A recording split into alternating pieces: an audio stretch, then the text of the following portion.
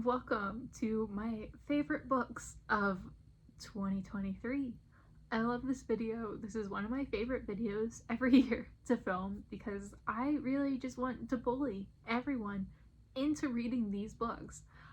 I count my favorite books of the year as only like books that are new favorites for me. I have 7. I gave 7 books 5 stars this year. So I have 7 books here to talk to you about. 4 of them are nonfiction, 3 of them are fiction, which is a pretty usual breakdown for my end of the year best list. Usually winds up being just like about 50-50 or slightly more nonfiction, but I loved all these books. All of these books are new favorites for me. All of them make me so happy. I recommend all of them. I'm just putting this at the very beginning so that I don't have to say at the end of every book, I love this, it was amazing, please go read it, I highly recommend. I love all of them, and I think they're all absolutely wonderful books. I've listed these in no particular order. I don't have ones that are more favorites than others. I kind of love them all equally, and they all have a very special place in my heart. The first book that I'm going to talk about is Earthlings by Sayaka Murata. This is the second of Murata's books I've read, and the second that has made its way onto my best list at the end of the year. The first was Convenience Store Woman, which I thought was wonderful and still highly recommend. This was just as good, and slightly more surrealist and slightly more horror. This tells the story of Natsuki, who's a young girl growing up in Japan, abused by her family, abused by her teacher. She has no one on her side except for her cousin, Yu. She uses a number of very unhealthy coping mechanisms in order to survive in her day-to-day life, one of which is separating herself from all the other people in the world. They are Earthlings, and she is an alien from outer space, and she is just waiting for her stuffed hedgehog to take her home back to her planet. It starts off as just being horrifically sad in a very real world sense. Like this poor young abused girl who has no one, who has only like the most unhealthy coping mechanisms, to a point where she is borderline delusional. She's so depressed that she is almost hallucinating her stuffed hedgehog being on her side and talking about her home planet. The book takes place in basically 2 parts. The first, when she is a young child, when events are going horribly wrong in her life, when she's being separated by her cousin, who is her only support system. And the second part takes place in her adulthood, when she has a husband, and when the book kind of devolves into a lot of horror and a lot of gore and a lot of, shall we say, cannibalism. This book goes places. It's simultaneously the story of this sad, abused young girl while offering just scathing commentary on the human condition. I love Sayaka Murata's writing. I just find myself so absorbed by her. Like, I start her books thinking this is good, like this is really enjoyable, and then somewhere around the 1/3 mark, I am completely absorbed, and it's like I don't look up until I hit the end because I'm just so enthralled by her writing, by her storytelling, and it's just like I can't look away. Like, it is a train wreck of a book. Of every terrible thing that happens in it, it goes places that I was not expecting, even having read her before. But it is wonderful. Like, this book is an absolute masterpiece of writing, of social commentary, of horror. It is so disgusting to read and so heartbreaking and so wonderful and beautiful in some ways. I've never read a book that changed my perception so much from the beginning to the end. It was absolutely amazing. It was stunning. I cried and I felt physically sick to my stomach. It's an absolute masterpiece, and I don't think this is a book for everyone. I think you need to have a strong stomach to get through this, and you need to be able to handle a fair bit of gore and childhood trauma and abuse, because there's a lot going on, but I think Murata handles it so well. My heart broke for Natsuki, as well as being absolutely disgusted by the path that this book took. and it was wonderful. It was amazing, and I just had such an amazing time, and it's definitely solidified Sayaka Murata as one of my favorite authors. Then we have Girl Sleuth, Nancy Drew and the Women Who Created Her by Melanie Rehak. This is a nonfiction book about the history of Nancy Drew, how the character was created, how she came to be famous, and how she came to have such long-lasting international fame for over 100 years. I went into this book with very poor expectations because I thought this was going to be, you know, a quick fun ride, like, oh, who is Nancy Drew? Let's like get our magnifying glasses and find out. You know, I thought it was going to be kind of written in the style of Nancy Drew, like for a younger audience, like super easy to read. It's not. It's a really dense historical feminist perspective on Nancy Drew, and it was wonderful. I loved the history of this book. There is so much time spent on who the writers were, who the CEO of the company was, who was a woman in the 30s, was the CEO of this company that created Nancy Drew. And she did a lot of the editing of the ghostwriters. She had a lot of control over how Nancy was formed and the character that she was. It talked about the ghostwriter, how the ghostwriter grew up, because Nancy Drew had a number of ghostwriters, but she had one primary ghostwriter who wrote a lot of the earlier books. It talked about society as a whole and how kind of series books came to be, like the Hardy Boys, like the Bobbsey twins. It talked about how it was kind of revolutionary to have a female character lead a series book because they were often seen as for boys. It talked about how Nancy as a character changed through the 30s to the 50s to the 70s to present day because she has been a character who has absolutely endured. It talked about the movies and the TV shows and like the actresses that portrayed her.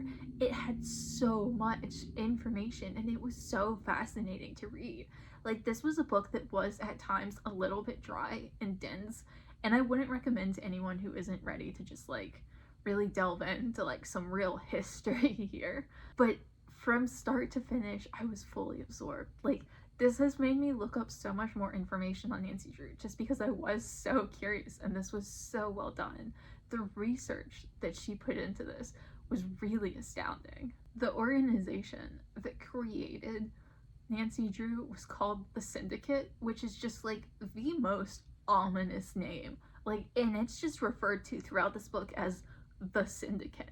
And she was actually created by a man called Edward Stratemeyer, who created the Bobbsey twins and the Hardy Boys and like a lot of those series books that both we remember and we have forgotten. And it talked about his daughter, Harriet Stratemeyer, who inherited the company after his death and was a woman CEO in the 30s, like trying to get this company through the Great Depression, that she was supposed to have sold it and that was going to be her inheritance, but because it was the Great Depression, they didn't have any buyers. And it talked about Mildred Wirt Benson, who was one of the early ghostwriters living in the Midwest, and how she grew up so different from the wealthy, privileged Stratemeyer family. It was just so good. If you're at all interested in the history of Nancy Drew, like, this is an absolute must-read book. I thought this was going to be a quick, fun read that I was honestly never going to think about again, but it was so much more, and it just really made me fall in love with Nancy Drew all over again. Into the Raging Sea, 33 Mariners, One Megastorm, and the Sinking of El Faro by Rachel Slade. This is another nonfiction book about the sinking of El Faro, which was a container ship that sunk during Hurricane Joaquin in 2015. I do want to open this review with the admission of my absolute ignorance on this subject. I know nothing about the shipping industry, and I'm sure my review is colored as a result of that, and I don't want anyone to think that I know what I'm talking about here, but I really love this book despite my absolute total ignorance. This was so fascinating. I picked this up on a whim just to like have an audiobook to listen to, kind of like, oh, I just put in like ocean into like my nonfiction audiobook list and was like, this seems fine, let's pick it up. This was wonderful. This absolutely blew me away. This was one of those audiobooks I was listening to like, oh, fingers crossed I hit traffic on my way home from work so I can spend more time listening to this. It was so good and so interesting. This is basically a piece of investigative reporting by Rachel Slade into the sinking of this ship. El Fargo was a container ship that was equipped with lots of satellite, lots of weather data stuff. There was money put into this ship. I don't know what I'm talking about here. But it had like the latest technology. So there was the question of like, why did this ship sail directly into the eye of a hurricane when they should have like known that the hurricane was there? And this book is just a deep dive into everything that happened. She talks about the captain and his history and how he got promoted and worked within the organization. She talked about the first mate and the second mate and their histories and how they got into shipping. She talked about the shipping company Tote that owned El Faro and other ships like it. She talked about the actual time on the boat leading up to the sinking. She talked about the investigation after and the news media and all the families who were grieving. She went into so much detail and she found so much information. It was fascinating. Like, this book was so interesting. And one of the most interesting things about this sinking of the ship was that all ships have a black box recorder, or at least like all like professional ships have a black box recorder. So in the event of their sinking, you can find the black box recording and kind of figure out what happened in the last, few minutes, hour or something. And from what I can tell, most ships, when the black box is found, it has like an hour of footage, maybe 30 minutes tops, something along those lines. And for whatever reason, El Faro had 26 hours of footage from the wheelhouse. Rachel Slade actually included the dialogue and the conversations that the captain had, that the crew had, that the first mates had while on board for their last 26 hours. And it was heartbreaking. Like, this book made me cry. It was so sad. She did such a wonderful job of capturing the personalities of the people on board and who they were and like their lives and their past and like how sad it was that like all 33 people died. She spent so much time on the boat, like with them, hearing every conversation, like listening to their words, reading their emails, like their last emails that they sent to family. She interviewed the families.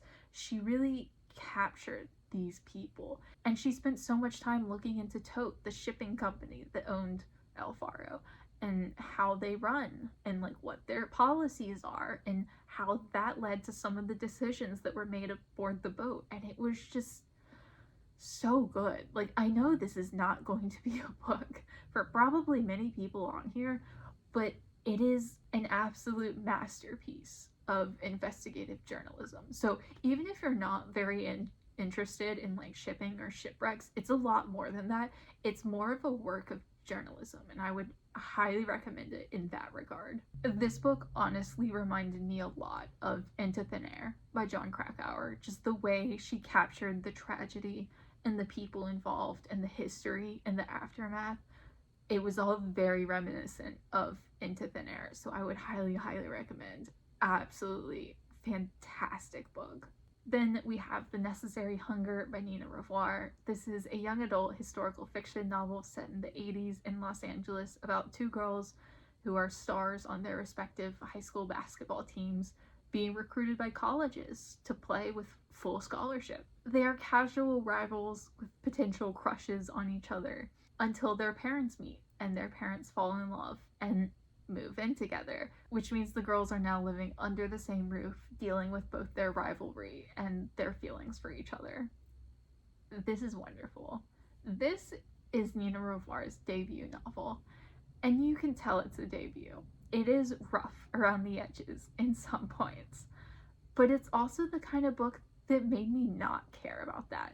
This book feels so real and down to earth. It is absolutely a grounded book in a way that I love so much. The main character, Nancy, feels like a real person. She feels so real. She has the absolute immaturity and short-sightedness of a teenager that is captured beautifully. I love when young adult novels capture the realness of teenagerhood, because teenagers aren't the smartest people in the room. They don't have the life experience. They have that immaturity and like lack of experience that kind of limits them. And this book captured that so well. It felt like being a teenager again. Like, Nancy really felt like a character I could have known. Like, she felt like a person I could have grown up with. She was so wonderful, so fleshed out, and so fully developed. And I loved her for all of her flaws even more. I also love the way that the family dynamic is built throughout the story. Reina and her father are Japanese American, abandoned by their mother, who wants to live in a wider area with a wider family. And Reina and her mother are Black and dealing with the racism that comes with that. And as their parents embark on an interracial relationship, it opens Nancy's eyes to what other people experience and what she is going to continue experiencing through adulthood. And it was handled so well, in my opinion. This is one of those books that just has such a developed world. Like, all of the side characters are so well developed. All of the main characters are so well developed. It feels like Nina Revoyr just took a piece of reality and put it into this book. And I love that. I love a world that is so frustratingly real. It's sometimes slow, it's sometimes awkward, it's sometimes a little bit boring, because it all feels like reality, and I absolutely adore that. And honestly, I was all set to give this book 4 stars for being like, oh, it's really well done, it's really wonderful. It's her debut, so it's a little rough, but I thought this was going to be a 4-star read until I got to the ending. And the ending blew me away. The ending was absolutely stunning. It was just an emotional wreck of an ending in the quietest way one could write it. For how real this book is and how grounded and quiet it can be, it culminated in the absolute perfect way. I adored this. I thought this was wonderful, and this has made me desperately want to read more Nina Revoyr if this is what she comes out with in her debut. I would love to see what she can do with a little bit more writing experience, especially if she polishes up some of the rough edges, because I could go into this book and I could talk about all the things that didn't work super well, all of the flaws, but truthfully, I didn't care while I was reading this. It's like I could see some things that were objectively not well done, but I love this wholeheartedly. This absolutely sucked me in, and it made me love Nancy and Reina and their family and friends, and it was a wonderful, wonderful book. And on a bit of a different note, we have The Devil's Advocates, Greatest Closing Arguments in Criminal Law by Michael S. Lief and H. Mitchell Caldwell. This is a nonfiction book about the 10 greatest closing arguments in criminal law, according to these two dudes. This is the third book in a trilogy that includes the greatest closing arguments in modern law and the greatest closing arguments in civil law. I read the first two when I was in high school and just took me a while to track down a copy of this one and then prioritize it, but I've given all 3 of them 5 stars. These are absolutely wonderfully done books, in my opinion. If you like kind of pop law stuff that's written for the average layperson who is not educated on the law, these are fantastic. They essentially look at 10 different cases that they found very important in terms of the closing arguments and their effect on the history of law in America. And then they break them down. They break down the case, they break down its influence, what it meant for history, and they also include the text of both the trial and the closing argument. Not necessarily all of it, as some of them were incredibly lengthy, but they include several pages at minimum of each so that you can read and actually see the words that were spoken. And they talk about the importance and like the influence and why they chose it, and it's just a really well done book. They had so many interesting cases in here. They discuss, for example, Clarence Darrow's defense of a Black man who shot into a white mob who was coming to potentially lynch him. John Adams' defense of the British soldiers during the Boston Massacre. Ernesto Miranda's case that resulted in Miranda rights, which are such a prominent part of American law today. Like, there are so many interesting cases in this book, and I really enjoyed reading all of them. They're just really insightful, and like, I am not an educated person.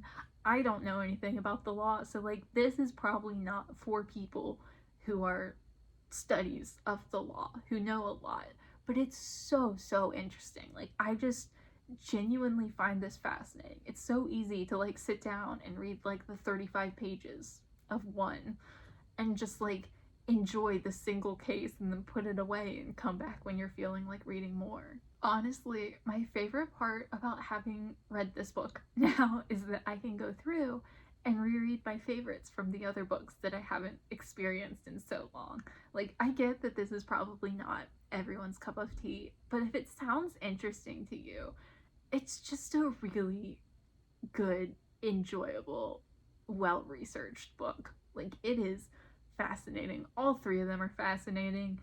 There's really not tons that I can say about them because they just kind of are what they say they are, and they're so good, and I love all three of them. Then we have Deep Creek, Finding Hope in the High Country by Pam Houston. This is a nonfiction collection of essays / memoir about Pam Houston's life. When she got her first payment from selling her first book, she used that money to put a down deposit on a ranch in Colorado. And this is essentially a collection of essays over the 30 years that she has lived on that ranch, and her life there, and her experiences, and what the ranch has meant to her, and the joy and sometimes sadness that it has brought to her life.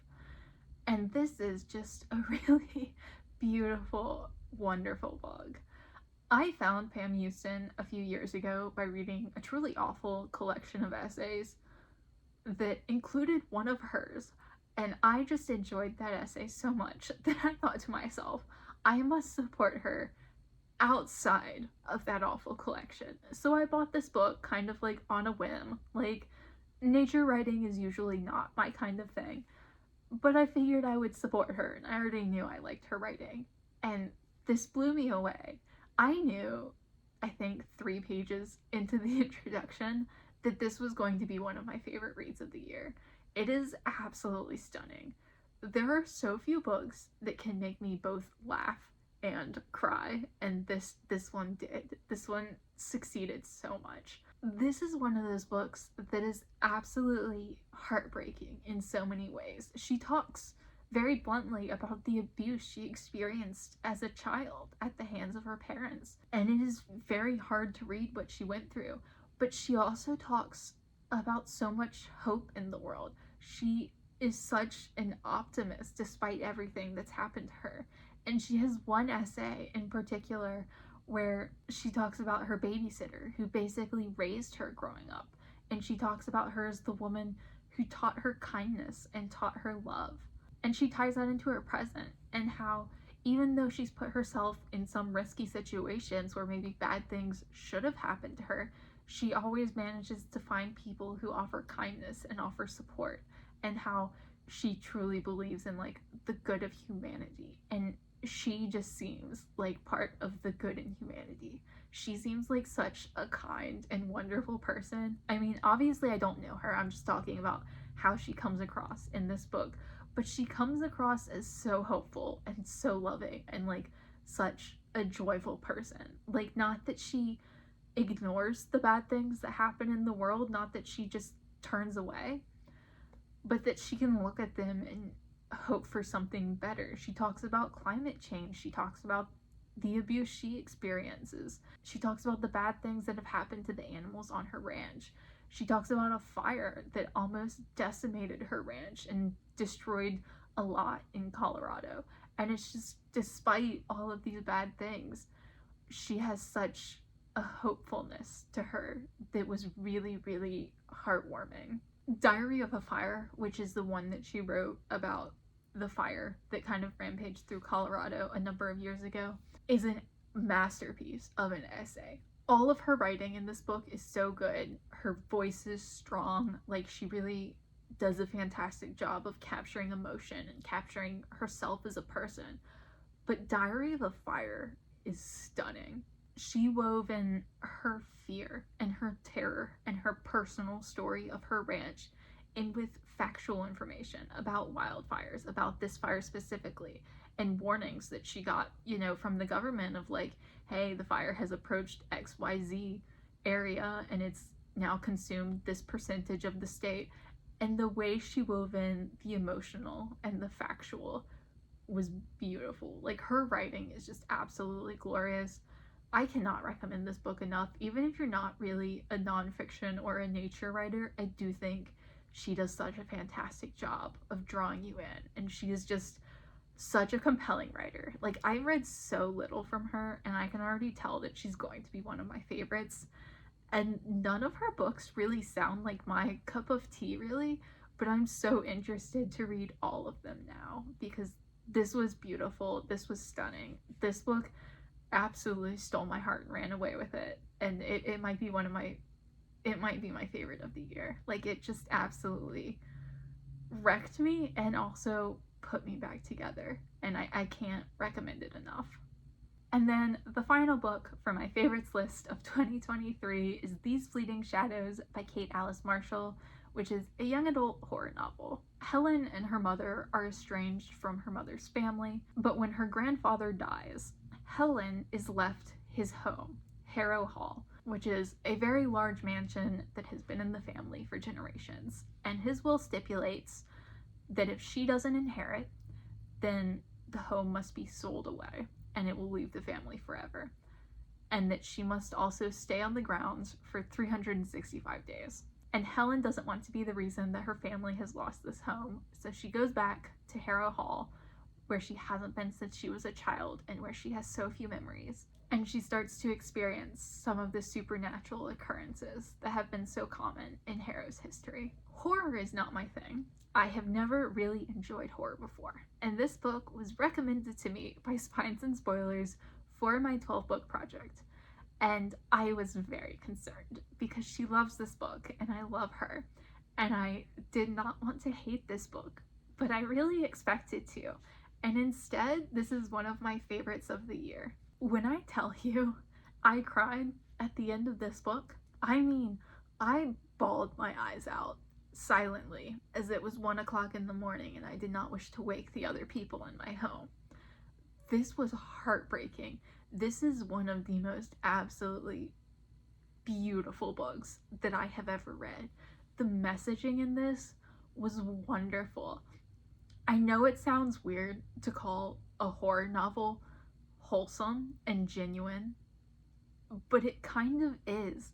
There's a sincerity to this book and a hopefulness to this book that really shines through all of the horror elements, all of the bad things that are happening throughout this. There's just this strong undercurrent of love that is, I think, the most important part of the story. It is so hard for me to talk about the specific things I adored about this book because so much of it ties into the ending, because the ending of this book is one of the most powerful endings that I've ever read. It took this book from a really great book to something that I'm going to remember for a very long time and something that I would like to reread, to experience again. There's a major plot twist in the end, which I think is fairly common with like horror and thriller novels, but it's not about the plot twist. It's about the meaning of the plot twist, the exploration of it, and the absolute thoughtfulness that encapsulates this book. It was mesmerizing and beautiful and tied so perfectly into history and into what it has meant to be a woman throughout history and what it means to be a family and to love your family. And there was so much that this book captured just stunningly. It is very difficult to talk about the very specific things I loved in vague, because it was the ending that blew me away for this book. Like, it is well written, the characters are great, the setting of Harrow Hall is super creepy and cool and well developed. Like, it's a great book, but it was the ending that put this book on this list, and it's so hard to talk about that.